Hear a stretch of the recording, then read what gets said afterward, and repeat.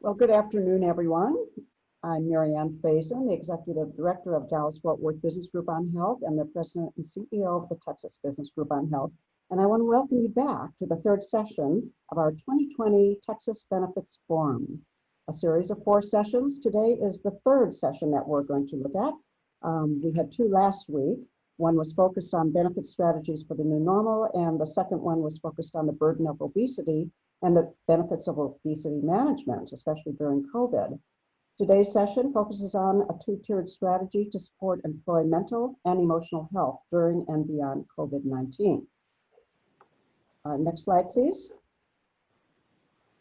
We're very grateful to all of our sponsors who stepped up to support this series, and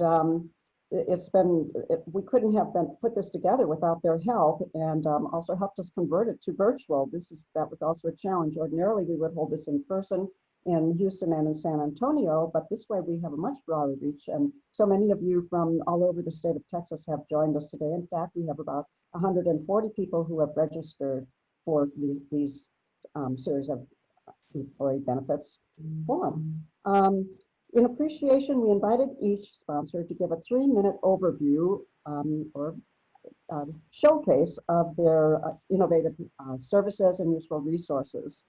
And this is a way that we can show their appreciation for their support. So each session we've done last week and this week, we'll have 2 of our sponsors talk a little bit, just briefly about their company and their services. So let's start with CJ Mark. CJ, tell us briefly about VITA and some of the services. You were on our session last week, and we learned a lot about it. So those who were participating, and so now you get a chance to tell us more. Yeah, absolutely. Thanks again, Marianne. It's a pleasure to be here today with Texas Business Group on Health. So VITA, if you think about VITA, VITA is a platform that really combines the best of digital therapeutic programs with the best of human intervention through a team of virtual providers. So it's really about putting digital tools in the hands of members and providers. We think about it actually helps to make our providers bionic because they have all this information at their fingertips and the ability to really personalize a member journey. If you think about the last 5 years, we've really been in a point solution world where as employers we've had to tackle our medical spend kind of disease state by disease state.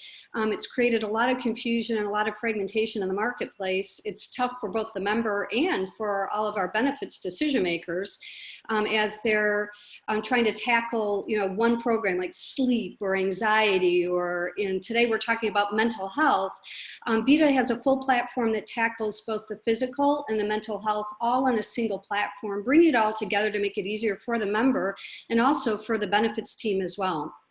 So I kind of think about it as kind of PCMH for chronic conditions, patient-centered medical home for chronic conditions. Whoop, I can't hear you, Marianne. I think you're on mute. What, there we go. Thank you. Did you have another slide that you wanted to show, CJ? Or no, this we just thought we'd put the logo up today, and I can talk specifically about the programs. We probably don't have time to do that right now, but let me do this. After the session is over, we're recording the entire session, and what we'll do is put on your slide, which will be included in the session, your name and contact information. Absolutely, okay? Absolutely. Well, very much appreciate the time today, and it's a pleasure to be here, and always big fan of Texas Business Group on Health, so pleasure to be here. Yeah, we appreciate your support, we really do. So then next slide, please. Moving right to Cerner, we want to spotlight Cerner and their population health management program in the workplace, and I'm pleased to thank Lauren Combs for her support for this program, and she sent us a video that's going to show us a little bit more about what Cerner does and how they get involved. And they also provided a great speaker for this, Dr. David Nell, whom I'll introduce in just a little bit.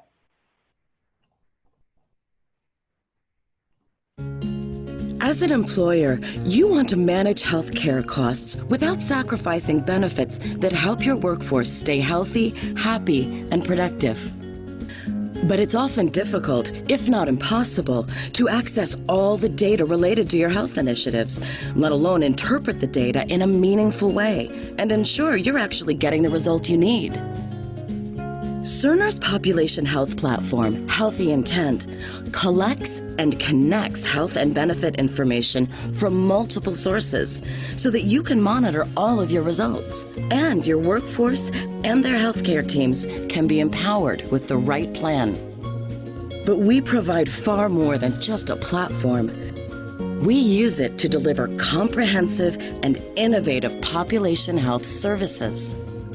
Cerner consultants, experts, clinicians, and other health professionals work together to manage all aspects of your health and well-being initiatives, all to ensure that you're achieving clinical, financial, and experiential results. Our approach to population health is simple. Know and predict what will happen within a population.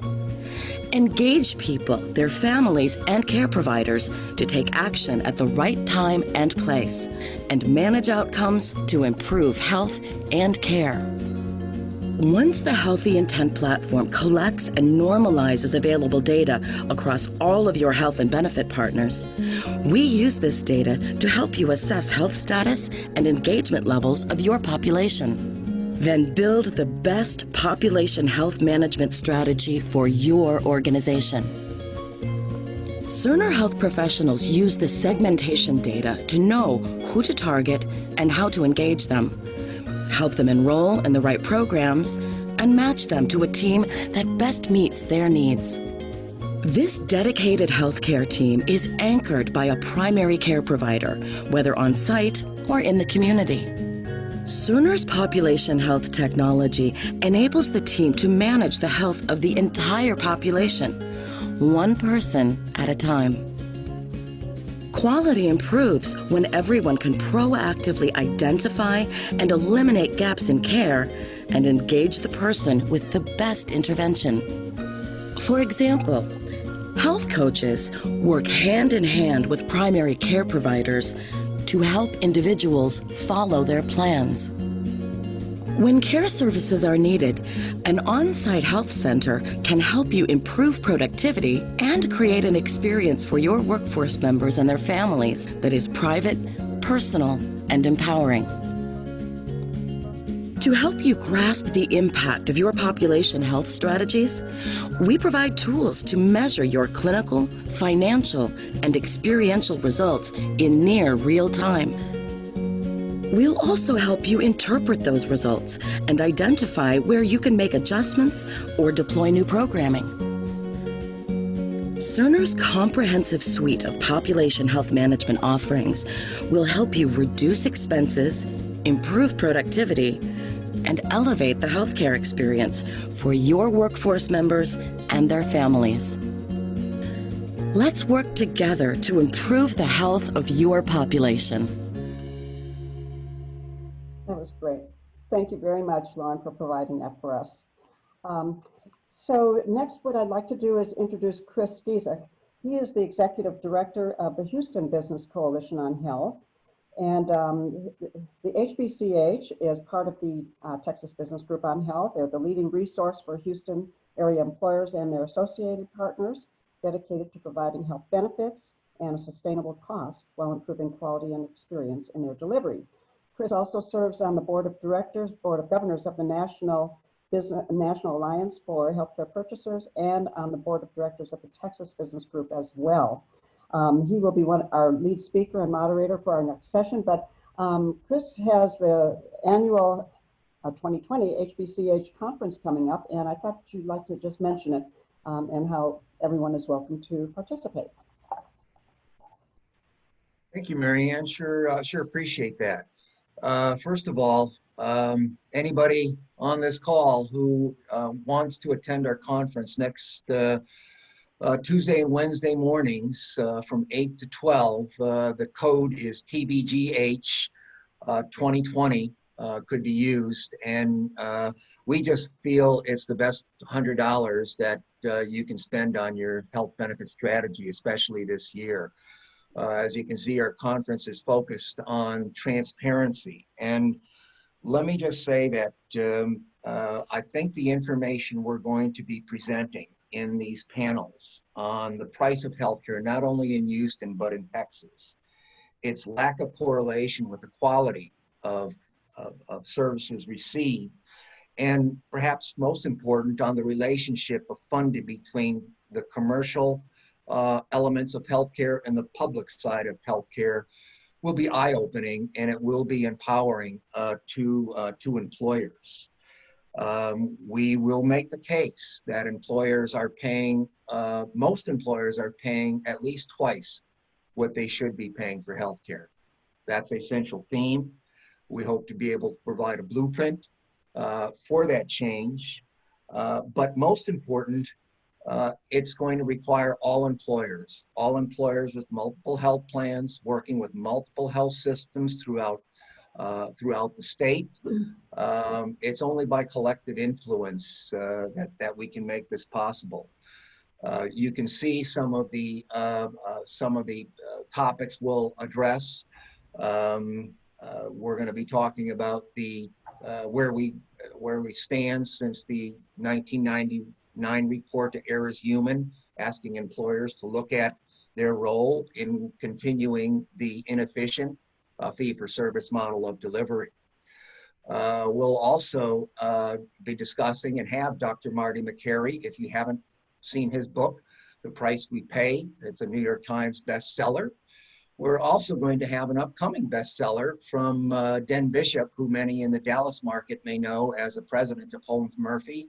His book, The Voter's Guide to Healthcare, will be very, very interesting as well.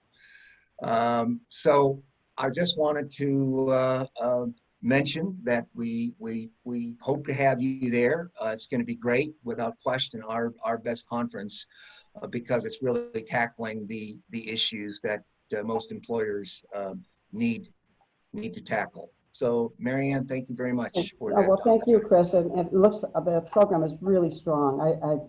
It's quite impressive. So I want to give a quick shout out before we start this session, because it is about mental health. And the Meadows Mental Health Policy Institute has been a long-time advocate of mental health, obviously, the Policy Institute, but also a partner of the Texas Business Group on Health and our local coalitions, Dallas-Fort Worth Business Group on Health and the Houston Business Coalition on Health and San Antonio Business Group on Health. So they've been very supportive of the work that we're doing. They are help organize our in Dallas-Fort Worth Business Group on Health Depression Advisory Group. We've done several projects with them on focused on depression, and they're a one of the leaders of the new Path Forward for Mental Health and Substance Use, which Chris will mention in this session. So let's go on to the session right away. This is a two-tiered strategy to support employee mental and emotional health during and beyond COVID. Just as a quick introduction, you all know, because you're in this business, that fear, stress, anxiety, depression, and uncertainty is just rampant during COVID. And they say that a second wave will deliver an even more severe collective shock to employers, who are already in a fragile mental state. And even before the pandemic started last winter, spring, the majority of employers have been offering emotional and mental health supports as part of their wellness and well-being programs, which we'll talk about today. The support is even more important than ever because employers are trying to adjust to the new normal, whether they're working from home or going back to the workplace. But the bigger challenge, I think, and we all think, is that the healthcare system is woefully unprepared for an increased demand for these, the demand for greater behavioral healthcare services. And that will be part of the session that we'll be talking about today as well. So let me introduce our speakers. I've already introduced Chris. We thank you for participating and being our moderator for today's session. I'd also like to introduce David Nill. Dr. David Nill is the Vice President and Chief Medical Officer for Cerner. And you heard about Cerner in their video just briefly a little while ago.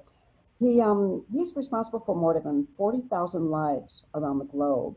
And his responsibilities include co-management of a $200 million health plan spend to oversight of oversight of all the clinical approaches to managing the health of the Cerner population, which includes their associates and their families. And you can read the rest of his bio. And then I also want to introduce Dr. Frank Webster. He is a psychiatrist and he's a senior executive medical director of behavioral health for HCSC. Locally, it's the Blue Cross Blue Shield of Texas. He has been involved for 25 years in clinical and leadership experience, improving and implementing system-wide reorganizations, mainly in the mental health management, behavioral health, including commercial and government contracts, as well as ASOs. He also has been very involved with the Dallas-Fort Worth Business Group on Health, as well as Texas Business Group on Health, on helping us move forward in the path forward that Chris will talk about. He's been part of our Depression Advisory Group for the last 3 years, and we really appreciate your support. Next slide, please. Thank you. We appreciate his support that he's given us locally and statewide, so thank you, Dr. Webster. And then I'm so pleased to introduce Monica Guidry. I have not met you in person, Monica, but I'm so pleased to have you with us today. She is the Executive Director at UT Health Houston Office of Employee Assistance Programs for the whole UT system. She's responsible for the internal EAP, work, life, and wellness programs at UT Houston, and the operations of EAP services for the external organizations, which includes Baylor College of Medicine, Rice University, Texas State University, and several other UT sister organizations across the state.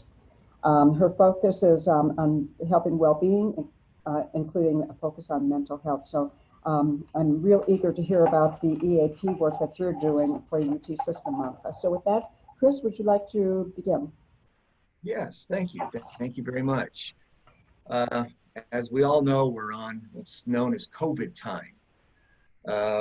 And it certainly is an interesting time for all of us. I feel very fortunate to have these three panelists here because not only are they providers of healthcare services, they are responsible for providing that healthcare to their own employees. So it's a dual purpose here. And so what I'd like to be able to do is to just start off one by one, and perhaps I'll start with Frank, Dr. Webster. I've known Frank for several years right now, but Frank, you are the senior medical advisor for HCSC. You operate in 6 states. 5 states. This has had 5 states. Sorry. 5 states. Sorry about that. But I know that from a behavioral health perspective, can you kind of summarize the fast ramp ups that you had to do during this time, and where you see that going as a result of this? Can you start off with that, Frank? It's been fascinating. I'll kind of, HCSC is Blue Cross Blue Shield of Texas, Illinois, Oklahoma, Montana, and New Mexico. So that's where our 5 states are. A lot of people know Blue Cross Blue Shield. They've never heard of HCSC, so I totally get it. I always try to explain what that term means, and then people go, "Oh yeah, okay, I understand." We have about 25,000 employees internally. Behavioral health is probably about 700 out of that. We manage about 12 to 13 million covered lives, from commercial to Medicare, Medicaid. And I would say probably a third of the employees were working from home before March. So what COVID did to us specifically was we deployed 16,000 people from office buildings to working from home in like 14 days. And literally for behavioral health, it was overnight. Tuesday, starting tomorrow, everyone is working for behavioral health. Everyone kind of disappeared. So, and I will say, as much as I whine about the IT shop sometimes, that actually went off without much of a glitch. There were some bandwidth issues first couple of weeks, but it's borderline miraculous that it didn't crash the entire company doing that, because that's just something that no one had really thought about. It's not your disaster planning. You think about one place or maybe 2 places. You don't think the whole company can't go to work, right, or can't go to the building. I give credit for that. And that in some ways that's a good analogy for what we've seen in the behavioral health profession. You know, I mean, I've done telepsychiatry. I like it. I'm a believer in it. In some ways, I think it's kind of entertaining that at least with some of the early studies I remember seeing coming out of Australia, that people actually were more satisfied not being in the room with the mental health provider than they were being in the room with the mental health provider. And quite honestly, I'd probably not rather be in the room with myself either. So I'm sympathetic. But, you know, we have this kind of steady, sluggish growth in telehealth. And come March, literally within 7 to 14 days, and I want to say, and I give the provider community a lot of credit for this, because this wasn't us telling people go do this, right? And a lot of these people who were doing this, it wasn't their employer telling them you need to go do this.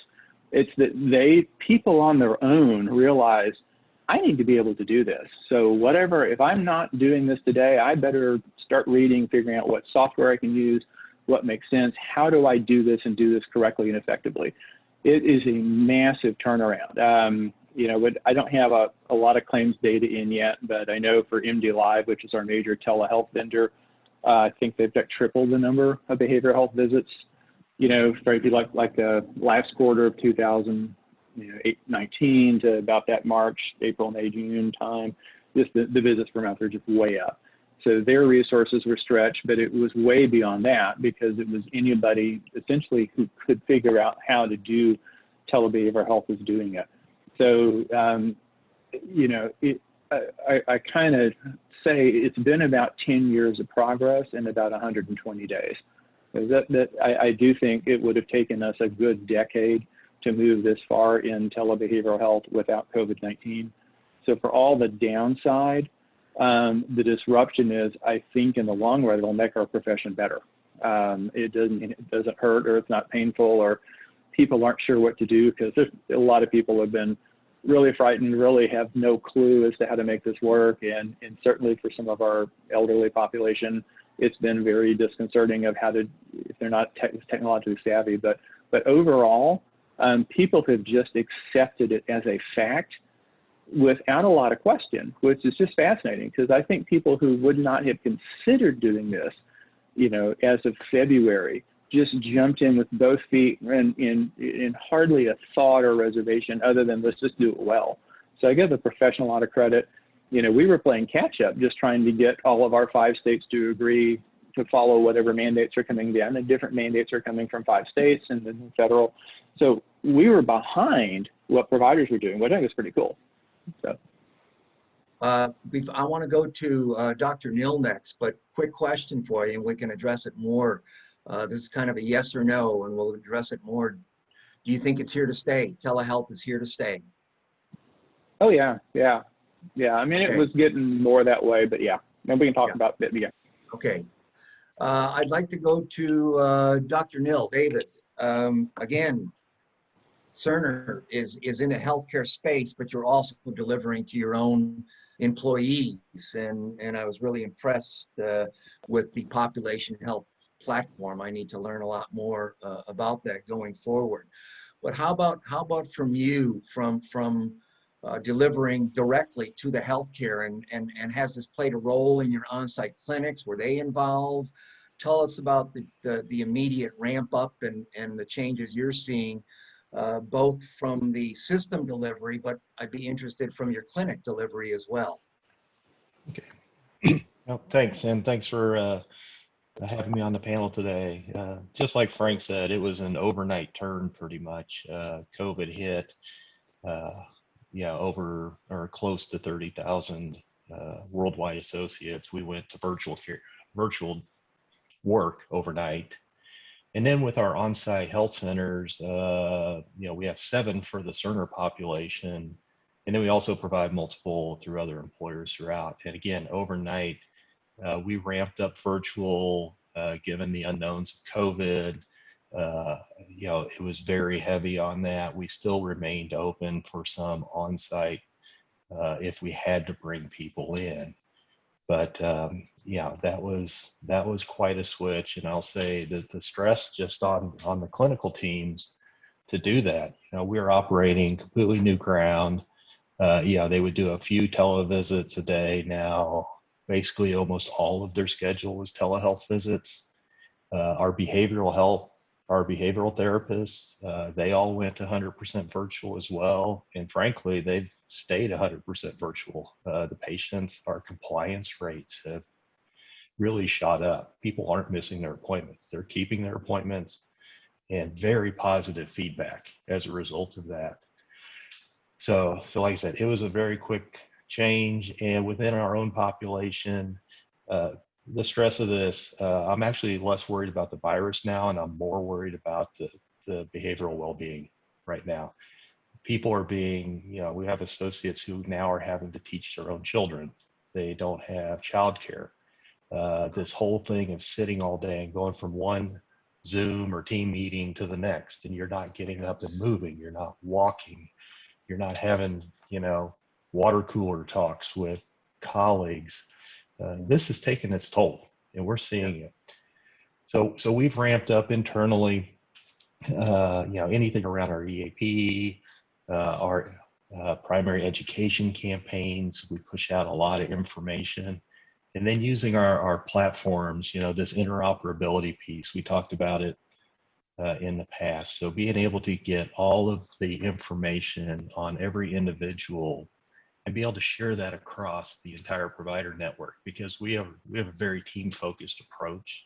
Primary care, behavioral therapists, reaching out to the network, and we share that data all the way across.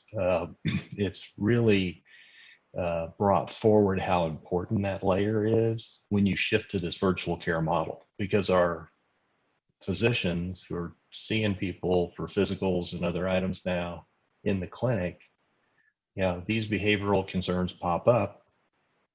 Before, they would just walk down the hall and grab the therapist and say, hey, I've got this person in the room, they've got this going on, I want to introduce you. We would do that warm handoff. Right. Well, now we've had to adjust. How do you do that where you've got part of the team virtual, part of the team on site?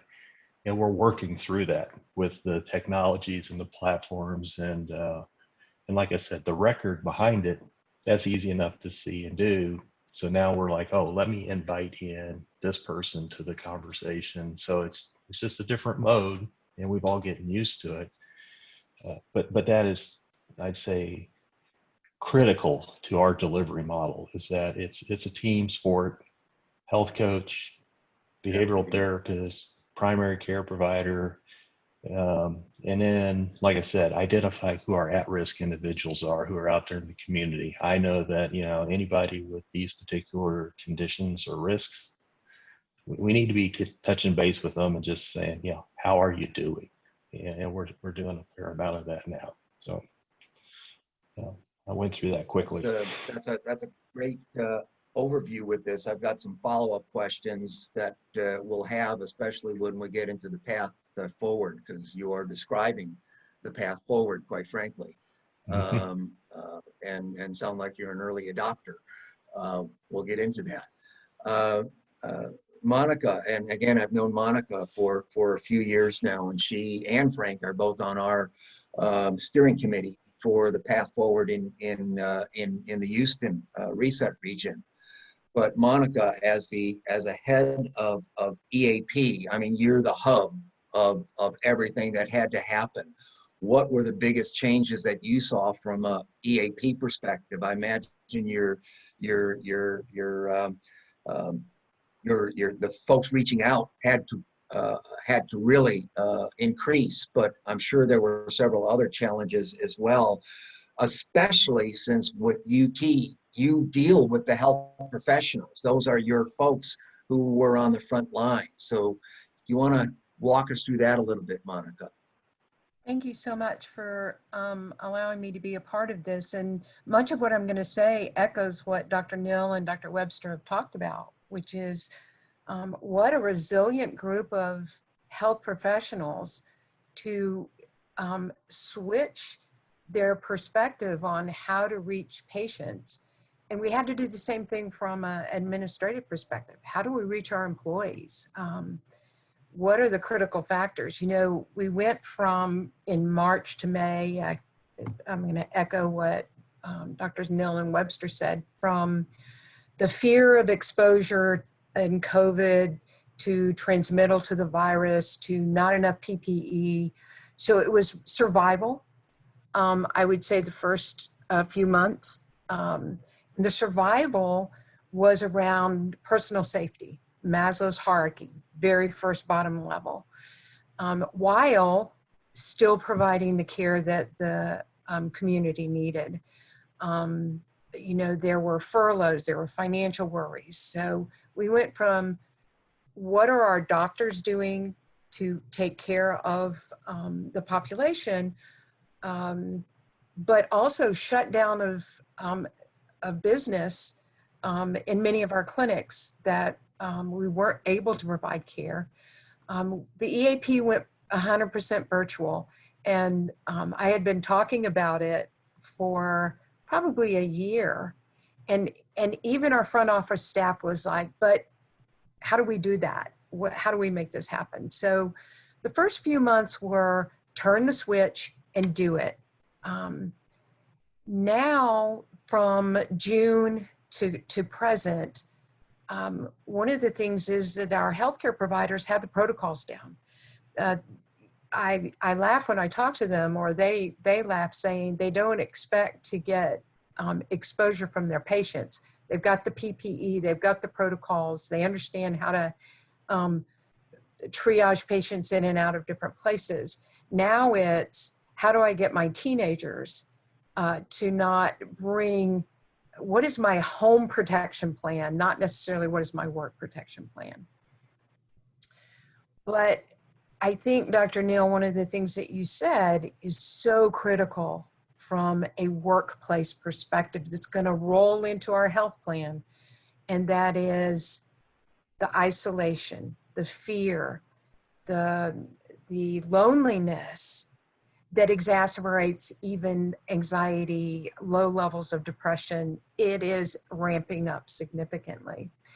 So from an EAP perspective, and not all EAPs are in a position to be able to do this, because we're embedded here, and because we pay attention to both our healthcare providers as well as our administrative staff, there is this feeling now that's coming around of fatigue.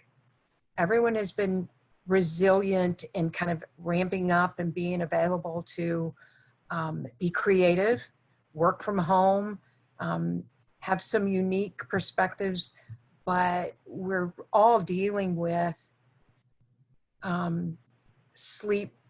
continued sleep issues, continued issues about just being tired, going from Zoom meeting to Zoom meeting, client to client meeting, but also being aware of what our managers are having to deal with. And I'm particularly concerned about our managers, middle management people, because here they are in the middle of the same things that all of our employees are in, but they have to keep the business going. And this is not unique to UT Health. So what happens sometimes is, oh, I've got to get this clinic up and going. Too bad if you're not here. You better be here whether or not you've got childcare issues, you're taking care of parents or other ones that are at risk at home. So that work-life struggle continues with our employees. One of the things that we've done here that's a little bit different than if before it used to be who calls us and then we'll set up appointments and do this. Now we're having to reach out to our managers, to our leadership, and saying, who are you worried about? How can we help? Reach out to them. Our employees aren't getting the same level of communication that they could have. Are we returning to work? Are we staying remote? What if I do need to get back to work and I don't have childcare and elder care? How can the organization help me deal with this? And I was speaking to somebody today about how do you prepare your family for not exposing the worker that does have to come back to work. These are all critical issues. And one thing that I'm hoping to integrate into our return to campus strategy, but not return to campus, is how do managers either help resolve anxiety and conflict versus create more? How do they bring that compassion and kindness to those tough conversations that have to happen? And why is that important? Because how we treat our employees will determine whether or not they reach out for care otherwise from a stress, anxiety, depression treatment mode versus how do I hunker down and just get through the next day. So we don't know yet what the impact of all of this is going to be, except to know our numbers are going to go higher. And so what can we as employers, healthcare providers do to be aware, be compassionate, and yet have to hold people accountable for what their responsibilities are.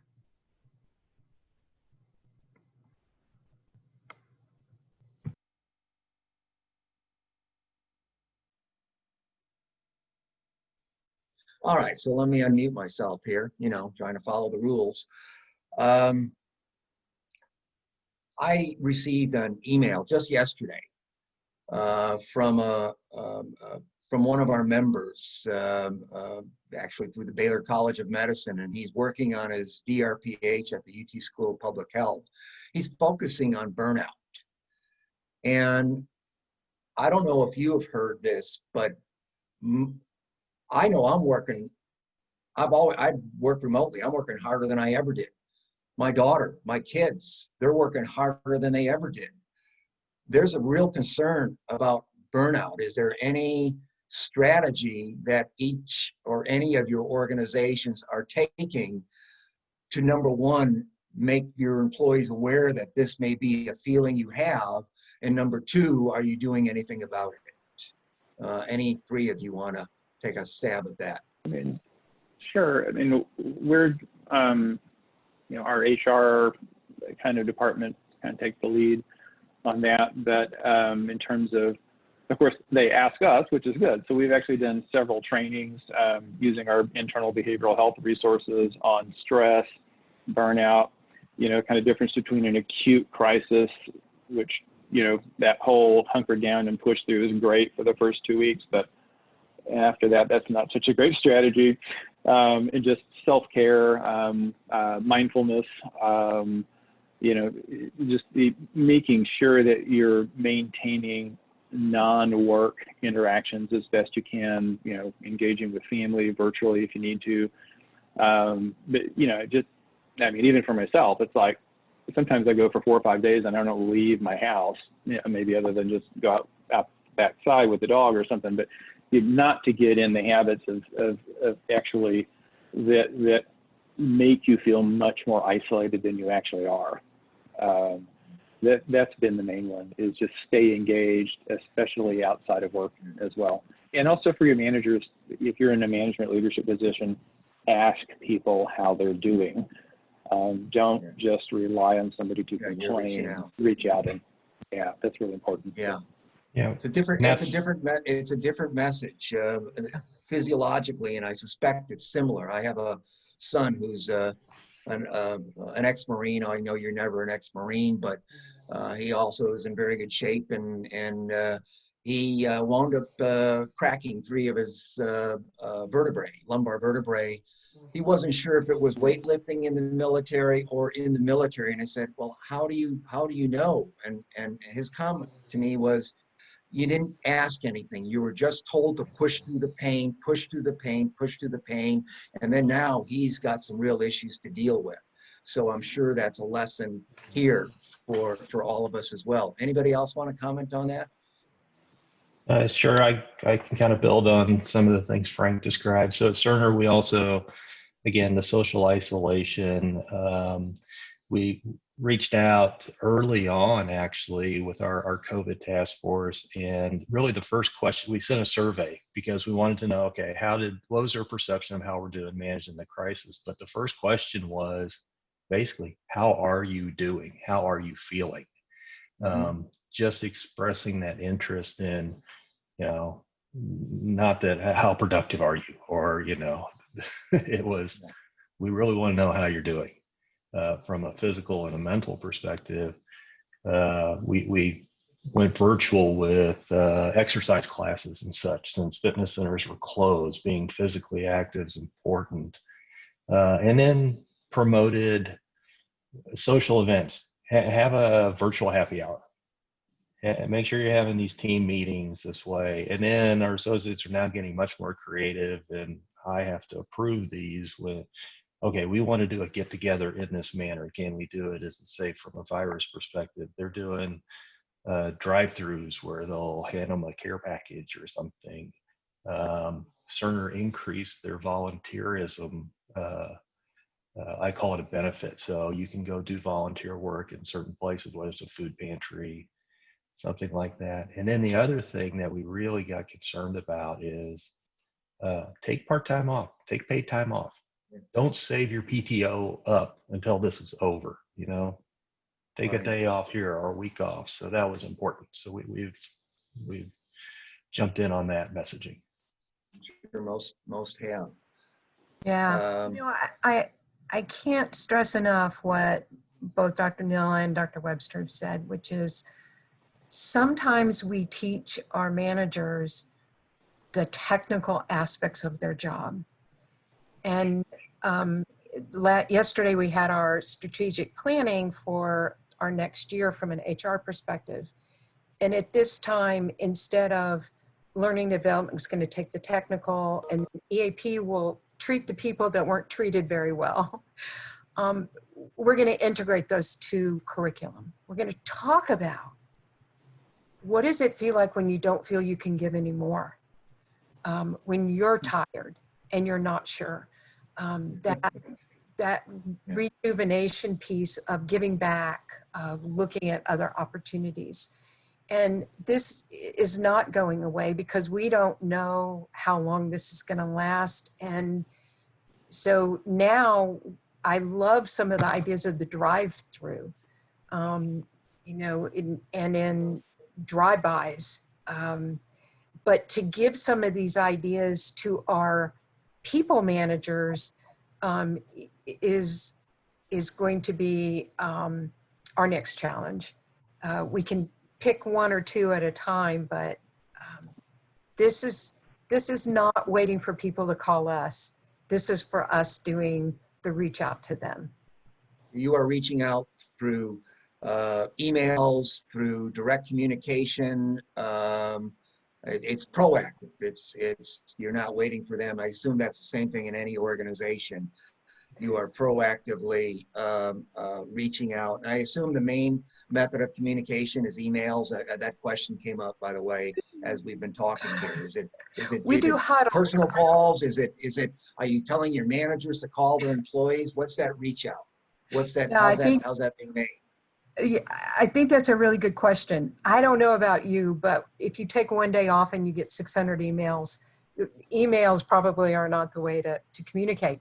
But huddles, we've talked with our staff about doing team huddles. I have a staff of 15 to 16. So every Monday morning we do it, and then they trickle down. Okay. Not sure if that's what, you know, your other. Yeah, exactly. I agree. You don't do it just with emails. It's got to be a little bit more personal, and I assume that's the same in all your organizations. Town halls. Exactly. Town halls. Very good. That's good. That's excellent. Okay, we're about. I can't get my Go team ahead. to get on a video, especially the women. They will only do audio. It's pretty funny. That's interesting. That's an interesting one. We've got about 30 minutes left. So what I'd like to be able to do, because we're talking about elements of the path forward. So what I'd like to be able to do, I think we have a slide. Michelle, if you can put up that slide with the path forward, and we'll go through that. And then I want to ask some pointed questions of our panelists. And can you put that in presentation mode?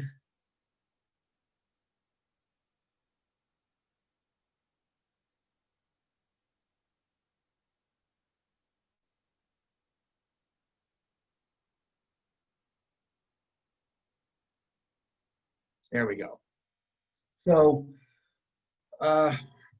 let me tell you, give you the few-minute overview of the path forward. The path forward for mental health it's a national program, a national initiative. It's employer-centric.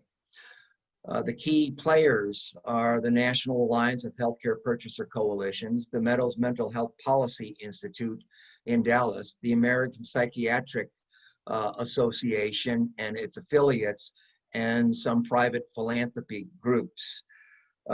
It was motivated, if you will, by a Milliman report that came out in 2018 that looked at the inadequacies of the intersection of our behavioral health and medical health plans, those opportunities that were there to really better address both behavioral health and physiological health through the path forward. So it's a 5-year initiative, and it's intended to address the 5 major areas that were sought in need to move this initiative forward or to improve our current system. So we have a broken system with phantom networks, can't get access, low participation rates of both providers because of parity issues, medication prescription issues, no quality metrics, and again, parity. So the path forward addresses 5 key pillars: network access, parity compliance, telebehavioral health, which we've heard quite a bit about, measurement-based care, and collaborative care. Now, a few of these, measurement-based care, you go to your physician and you have a cardiovascular concern. Blood tests are done, different tests are done from point A to point B. Why aren't we doing this in the behavioral health space? Why aren't we using those tools? There's telehealth. We talked about that. Now we are using telehealth. In Texas, at least, it's on a month-to-month basis through at least the publicly funded channels to see if this will continue. Why would it not? I think we're learning that this is actually in many ways better to provide care for a variety of issues. Parity, which impacts network access. When you're not paid enough, at least comparatively on a relative value unit, if you will, of say a psychiatrist versus a primary care physician, that impacts network access. Network access is very difficult for folks. They call and they have a 3-month delay, or they can't see somebody for a period of time. So the path forward is intended to move all of these, recognizing you can't have any one of these without the other. The collaborative care often requires a little bit of explanation. That is just what Dr. Nill described, where the platform is driven by a PCP, but it's not just an integrated care. It's a warm handoff. It's sharing of medical records. It's working one patient at a time to have a different reform system. There's a lot you're going to be hearing about this over the next few years. This first year, we're just in engagement. Texas is one of the reset regions across the country. There are 8 of them. Texas, specifically Dallas and Houston are one reset region. Florida is another. Tennessee, there's other regions, New York.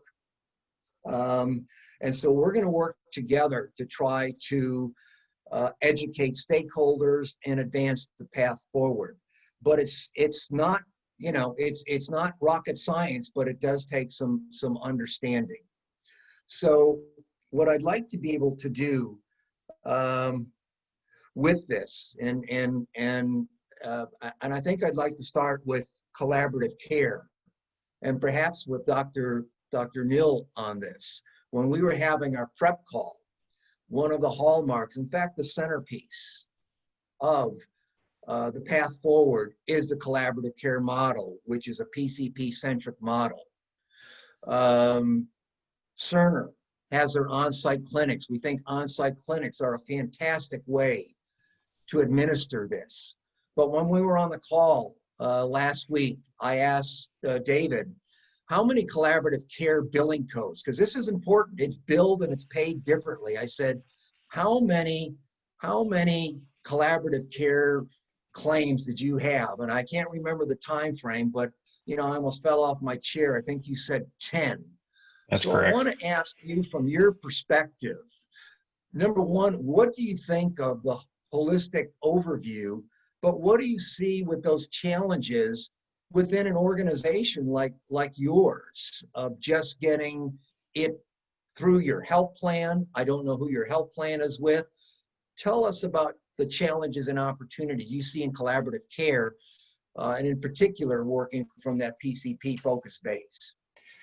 Yeah, and what I've noticed in the community and such, that's probably where the biggest gap is happening. So on the billing, you're right. I was shocked. There were only 10 codes dropped in the year of 2019. Within I would say our own primary care clinics, on our on-site clinics where we have the behavioral therapists and the physicians and such, they could probably be dropping that code. But frankly, across the community, I don't see that collaborative care happening in the same way that we're seeing it. Physicians will refer to therapists, but it's not a connected experience at all. Here, I'm going to give you this antidepressant or anti-anxiety or whatever. You need to go see a therapist.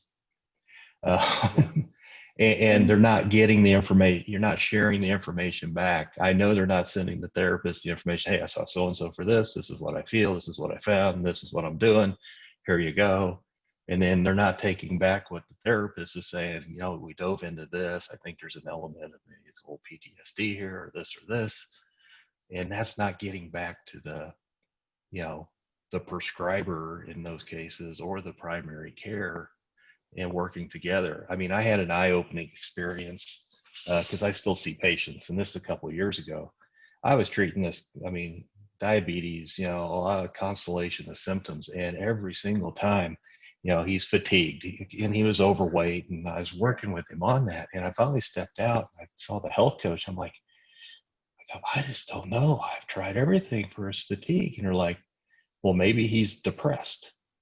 And frankly, I got in the zone that I completely overlooked it. And that happens a lot.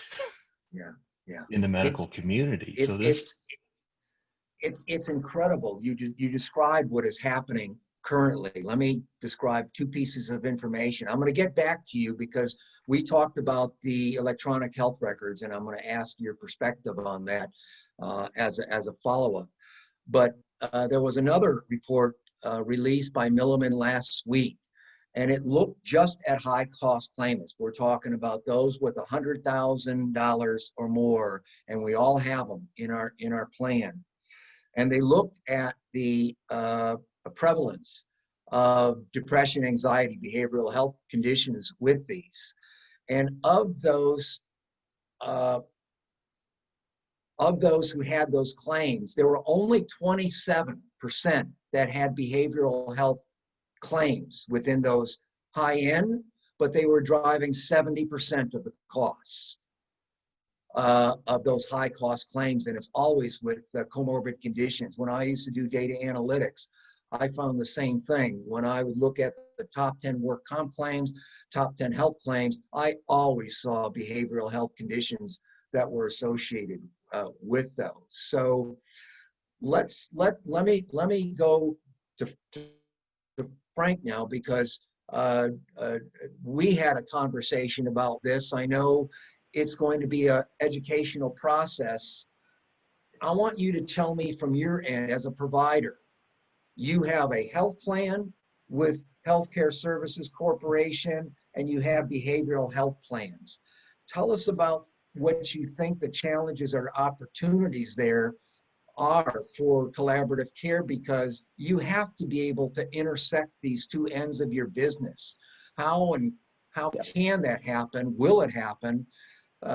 What do you see as opportunities and challenges there, Frank? Yeah. That's a loaded question. Yeah, no, it's like, how do I answer that?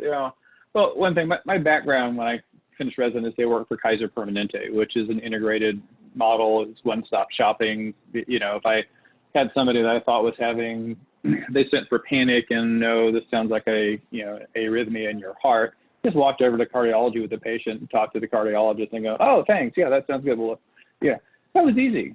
I mean, and I kind of had the notion that that's what healthcare was like. I was like, oh, no, it's not like that anywhere else unless you're in that kind of closed system model.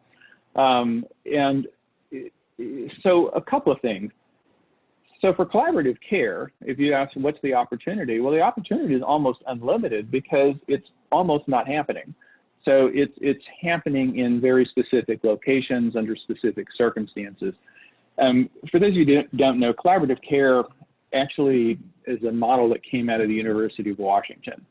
So just the fact that it's an academic treatment model, I think, scares some people that are providers because they, not everybody who goes into behavioral health really wants to think about data and outcomes and following algorithms.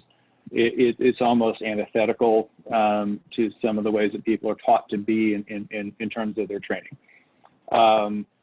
So I think there's an issue that people don't know about it unless they just happen to be familiar with it. They're from the Seattle area, or they've heard about it, or they've worked in an environment that did it. That's part of it. So lack of awareness. Number two, lack of understanding what collaborative care is. So if you ask people in the community, do you provide integrated services for your patient? Oh yeah, I talked to I'll send a letter to the primary care doctor who referred them over. Yeah. Or no, I have an office with a group of primary care doctors. Well, do you talk to them? No, I don't like any of them. Okay, that's not integrated either. But No. I almost quit just asking people these things because you just get this. It becomes so frustrating because the perception of what you do, and again, I'm the same way. This is human nature. My perception is a lot of times I'm probably doing a better job than I'm actually doing objectively, and so if you don't feel the need to change, the inertia of your clinical practice is going to be to do yesterday what you did today, and you're going to do tomorrow the same thing. That's normal, and that's one of the hardest things to change. That's what's to me has been one of the most interesting things about the behavioral health profession, which is notoriously difficult to get to embrace a different way of doing things, especially if it looks like it's being measured or people might be able to assess and evaluate what you do. The whole embracing of telehealth is just been stunning because it's not something I would have predicted the profession would have been able to move that quickly before. But so that I think that gives me a little more optimism that maybe collaborative care, has a better chance, and it might not take 10 years. It might be done in 5 years instead. But I think a lot of it is education, getting people to understand what the model is. And I think, talking to places whose structure already is set up potentially to be favorable. So starting with a larger practice group of primary care. If you can find a group of behavioral health practitioners who are interested in this kind of interaction, they would find it challenging and unique and a better experience for their patients and stuff. I think it's trying to match in the community groups that could actually work well together, at least in theory, and then getting that to happen. Some of it just becomes word of mouth. When you start doing more of it, people get more experience, so they're talking to their colleagues and stuff. Hey, we're doing this. I'm like, oh, really? I think the last place that it's going to happen is in the solo practitioners or the practices of 2 or 3 people. It's just a little bit harder, because again, they're trying to survive financially, and a lot of primary care offices have taken a huge financial hit right now, and so they're hurting, and getting back on your feet, and you're talking about something that might cost a little bit out of pocket for them to buy time for a psychiatrist, that may be an issue. So I think there's a lot of opportunity out there. I think the time is probably pretty good to have the discussions, but I think you want to be very tactical about where you have those discussions. Right. And we're trying to work through that. We've had 3 rounds of what we call pillar group meetings with stakeholders, and of course, Frank and Monica, you're part of those discussions. And we're next going to have focus groups with employers, with health plans, because there is an awareness issue here. That's the uphill side. On the other side, if you get to the top of that hill, there are 79 clinical trials, and all of them show great outcomes, lower costs, better patient satisfaction. I mean, just better for all. So Monica, from a big system like UT, you're familiar with it. You shared some of those concerns in a few of our advisory group sessions. Would you tell us a little bit about your overall perspective of how you perceive this, and again, opportunities and challenges?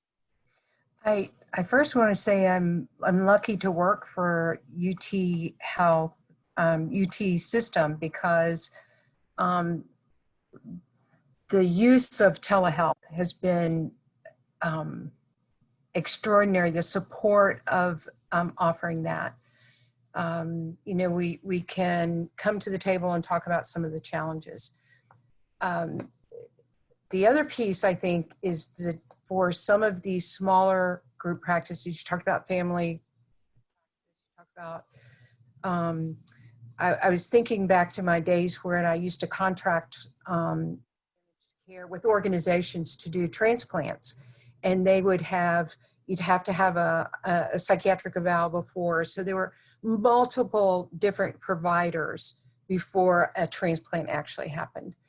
But we follow the dollar, and a psychiatrist may get, you know, $200 for their evaluation or $500 for that, and the whole transplant, you know, is $80,000. So it's such a small piece of the pie that it's sometimes forgotten.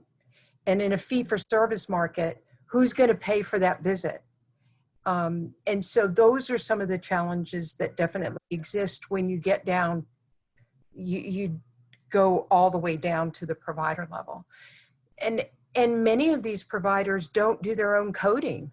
So they don't even know what to code. They put a note in the chart, and an administrator comes in, coding expert, I'm sorry, will come in and code it.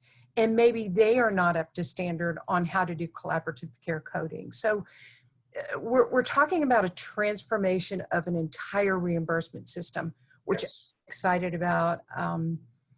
We've talked about, I've hate to tell you how long I've worked with Aetna in the 80s around managed behavioral health care. And that was, I apologize for the decisions that I made back then for much of what we did.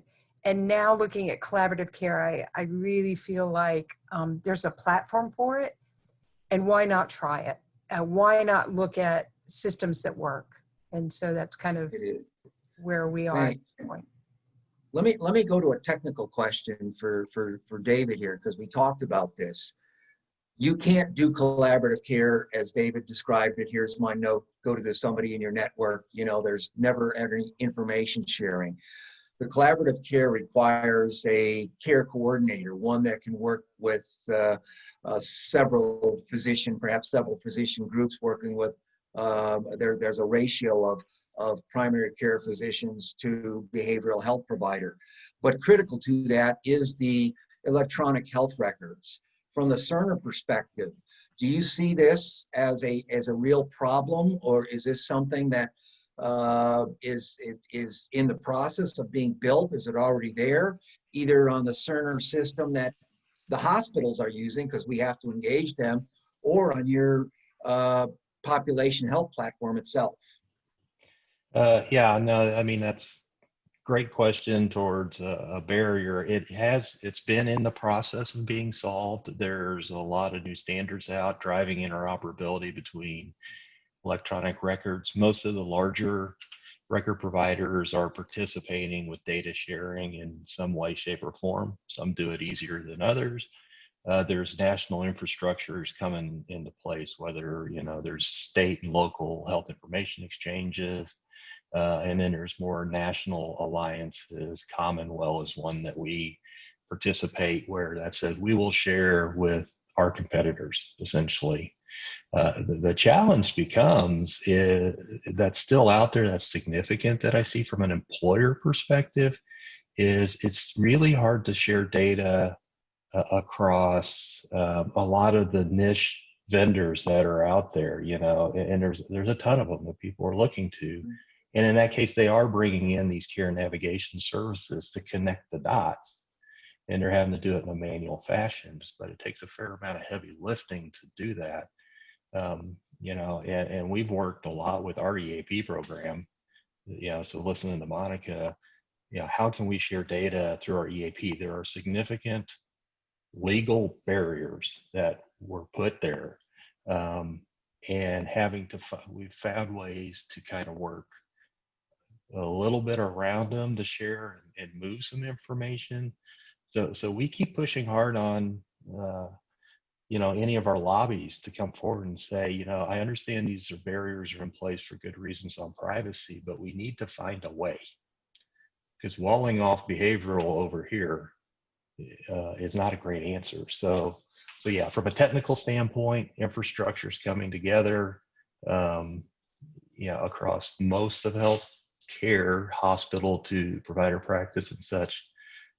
We're still lagging on the behavioral piece. So, parity got us somewhere, but it didn't get us all the way there. Let me Can I ask summarize something. Yes, go ahead, Monica.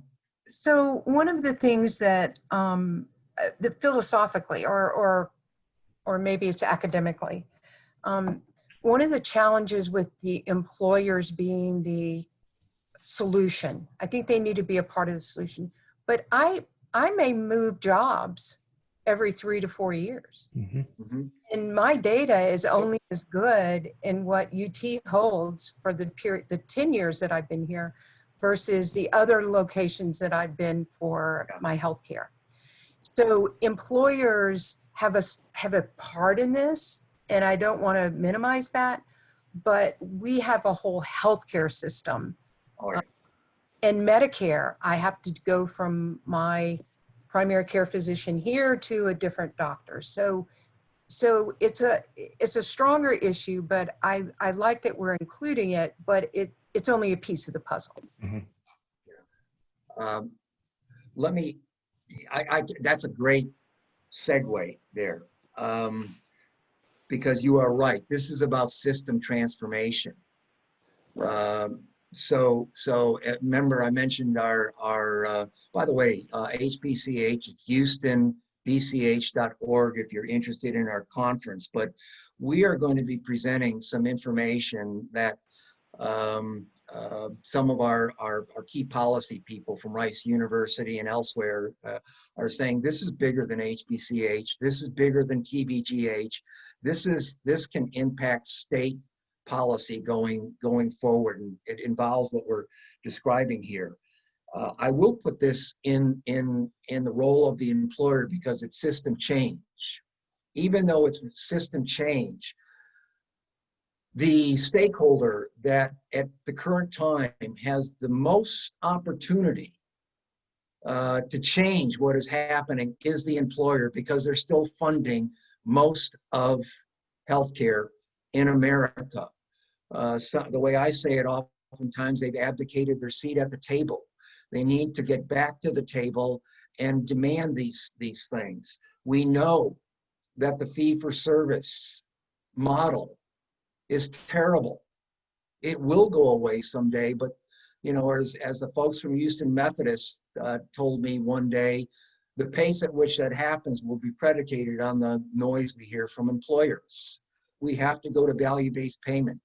The path forward is a value-based payment. It is value-based, it works. The PCP-centric model of advanced primary care that Cerner is using, that you have to implement the path forward. The payment model has to change. Employers have a real opportunity here. So those who are interested can reach out to me. By the way, we're looking for employers who are willing to look at this over a several-year period and help pilot it both in the Dallas market And in the Houston market, it's sweat equity, it's not cost equity, but you will have more support than any other initiative you've ever attempted. So what I'd like in the few minutes we have remaining is to give each of you an opportunity to close a couple minutes. And since I started with Frank, I'm going to end with the person who was last, Monica. Would you care to make any Yes. closing comments? Anything you want, you know? I think now is the time for the discussion about what is the right way for these barriers to come down. There are a number of reasons that the barriers were put up, and we keep getting stuck by that. Yeah. And it's state to state, it's city to city, it's employer to employer. So bringing people to the table that are interested in a transformation, not in the status quo, I think is the critical piece for us.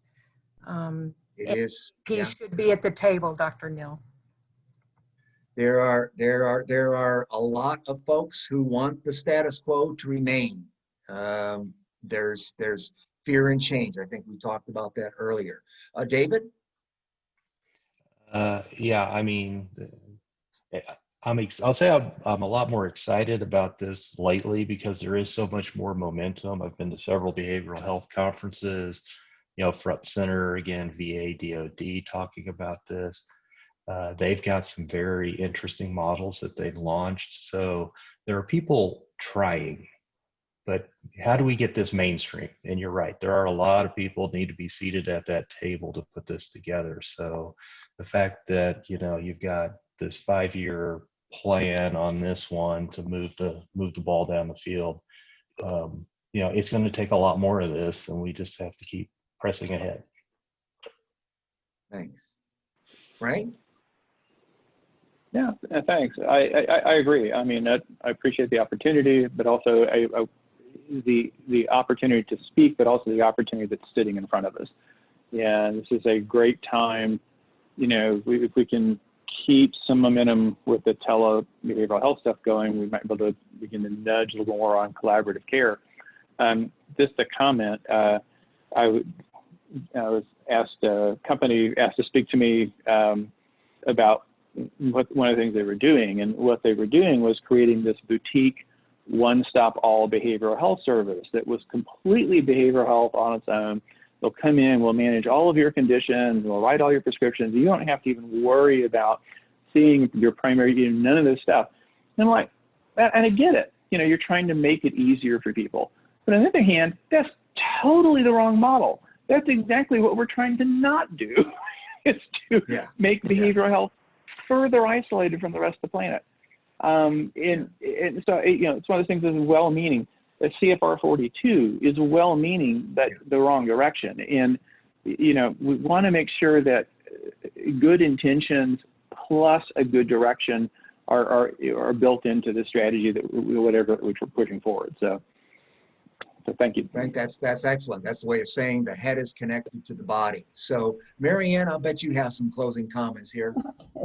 Thanks so very much. We just have a couple minutes left, and I want to thank all of you for this really outstanding discussion. It's we have maybe one or two questions, and I'm just going to ask one quickly. Are there other resources to utilize besides an EAP? I know some companies are doing trying to reduce the stigma through training programs at work, and then there are some digital apps that do therapy for people who can do it in the privacy of their own little app and stuff. Are you all thinking about taking into the next the digital age? I know there's telehealth. So like David, we're looking at some different solutions for that. There are some, is it software as treatment or something like that? I forget what the model was. There's been some discussions, some national journals on that, and or software as a prescription, essentially an application as a prescription. And they've done some research on ADHD, I think, on that. It's interesting. it's not a bad idea. And certainly there are apps for like mindfulness and stuff like that, which aren't therapy per se, but it's a good skill to have, especially when times are anxiety producing and stressful like they are now. Mhm. Yeah, I see it as a way to scale. And I think the trick is that there are a lot of these out there, and the providers are having to say which ones that they want to push people to.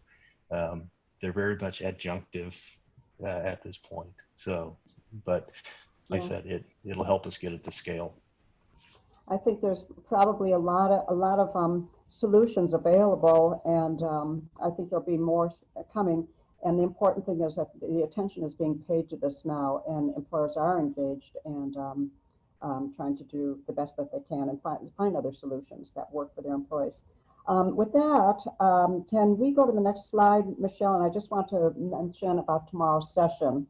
This is our last in this series of 4.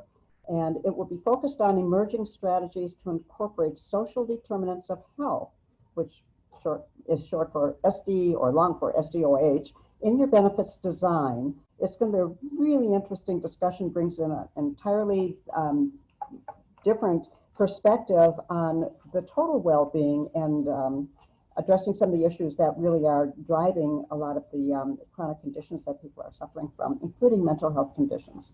So next slide, I want to mention 2 upcoming events.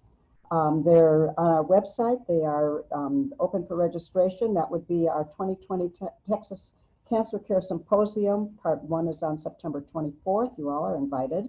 It's from noon to 1:15, same time as our session today. Part 2, that will be a keynote presenter. Dr. Pat Basu will be our speaker, a nationally recognized cancer care expert. The second session, part 2, would be working on the 3 stages of the cancer care journey, from starting with a workshop on early detection and prevention. Second, workshop 2 would be on coordinating cancer care, and the workshop 3 is on survivorship and caregiving. That will be a morning session on October 15th. Last but not least, for closing out the year, we'll have our 16th annual benefits forum. It'll be virtual. Just decided to do that because of the uncertainty of what lies ahead for the rest of this year. They will be 2 sessions, afternoon sessions on December 2nd and 3rd, and look for another outstanding program. So thank you all for participating today. Thank you to our speakers and Chris for a wonderful moderator session. So we appreciate it. Have a great weekend coming up. It's going to be a nice long Labor Day weekend. Enjoy that and be safe. Thank you. All right, thanks. Thank you. A reminder, this will be recorded and available to all who registered.